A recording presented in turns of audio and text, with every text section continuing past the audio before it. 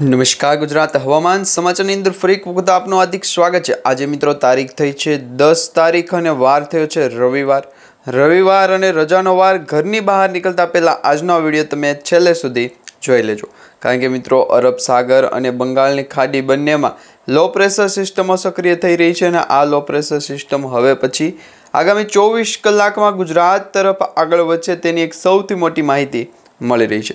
બીજી તરફ આગળ જોઈએ તો ગુજરાત રાજ્ય ઉપર ફરી વખત વાતાવરણની અંદર એકાએક મોટો પલટો આવ્યો છે। ગયું અઠવાડિયું મિત્રો ગુજરાતમાં તમે જોયું છે કે મે મહિનાનું પહેલું અઠવાડિયું જે છે ગુજરાત રાજ્યની અંદર વરસાદવાળું ગયું છે। ઘણા બધા જિલ્લાઓની અંદર વરસાદ પડ્યો છે। તો હવે પછી આજથી ગુજરાત રાજ્યની અંદર મે મહિનાનું બીજું અઠવાડિયું શરૂ થવા જઈ રહ્યું છે। તો આજથી મિત્રો ગરમીનું પ્રમાણ ખૂબ જ વધવાનું છે, કારણ કે અંબાલા પટેલ અને પરેશભાઈ ગોસ્વામી દ્વારા લો પ્રેશર સિસ્ટમની અસરો તો જોવા મળી તેની આગાહી કરી, પરંતુ સાથે સાથે હીટ વેવની આગાહી પણ છે એ જોવા મળશે તેની પણ એક મોટી આગાહી કરી છે।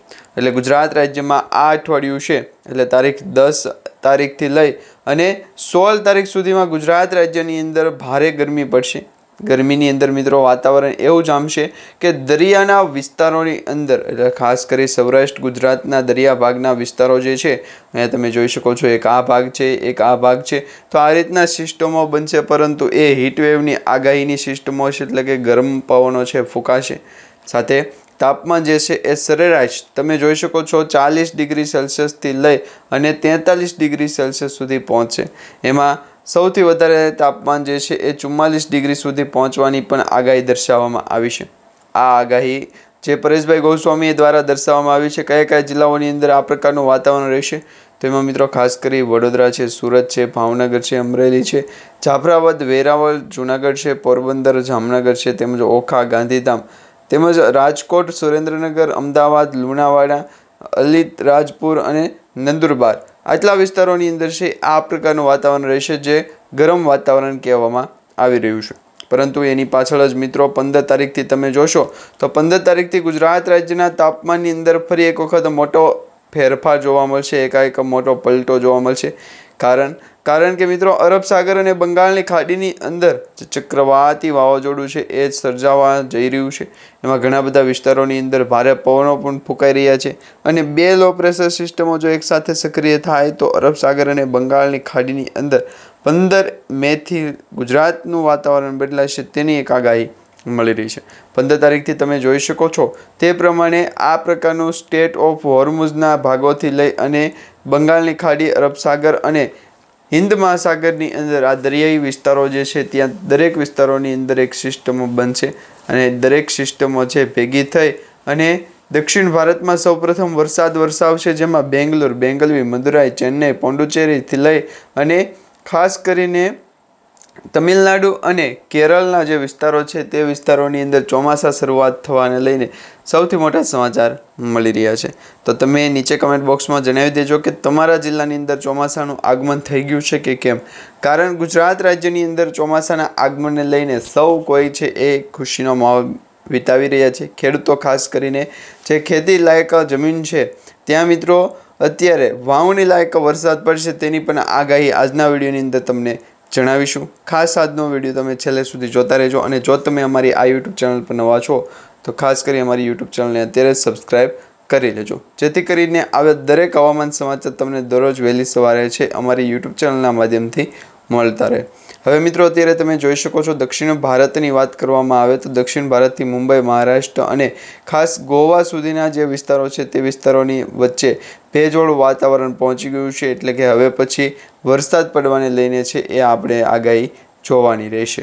કારણ કે આ ભેજવાળું વાતાવરણ જો મુંબઈ, મહારાષ્ટ્ર અને ગુજરાતના દરિયાકાંઠાના વિસ્તારો સુધી પહોંચી ગયું હોય તો ગુજરાતના દરિયાની અંદર તેની અસર છે એ 15 તારીખથી જોવા મળશે। 15 તારીખથી 20 તારીખ સુધીમાં તો આ પ્રકારની હવામાન સ્થિતિ છે એ મુજબ ગુજરાતનું સ્ટેટ ઓફ હોર્મુઝ હોય કે પછી કોઈ પણ એવા મુદ્દા હોય, આંતરિક મુદ્દા હોય, એ દરેક મુદ્દાઓ વચ્ચેનું કામકાજ છે એ અટકી જઈ શકે છે।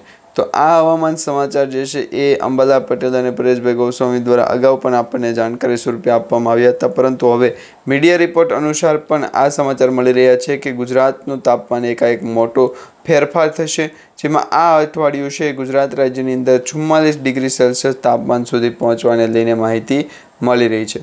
હાલ મિત્રો હીટવેવની આગાહીઓ તો ચાલી જ રહી છે, પરંતુ વરસાદી સિસ્ટમ જો મોડી થાય, વરસાદ આ વર્ષે 1 મહિનો પાછળ ખેંચાણો છે, જેનો અધિક માસનો જે છે એ સમયગાળો આપવામાં આવ્યો છે.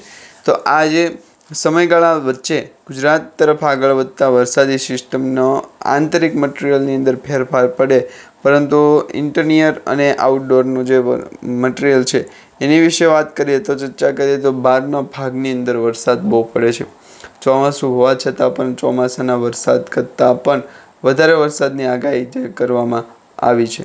તો હવે હવામાન સમાચારે એ પણ કહ્યું કે તેના વિશેની માહિતી આપણે જે છે એ ગુજરાત કલરમાંથી જે ચેક કરી શકું, અથવા તો ઘણા બધા લોકો કહે છે કે જેમાં કામકાજ કરતી વખતે પુટ્ટીનો સમય આવે તો પુટ્ટી મારવી પડે, કલરનો કેમિકલનો સમય આવે તો કલર કેમિકલ મારવું પડે, પરંતુ હાલ તો એવું કોઈ પણ પ્રકારનું દર્શાતું નથી કે જેમાં ગુજરાત રાજ્યના સ્ટેટ ઓફ હોર્મુઝથી લઈ અને અરબ સાગરના દરિયાની વચ્ચે ભેજનું પ્રમાણ છે એ સંકળાય અને ત્યાર પછી વરસાદ છે એ વધે.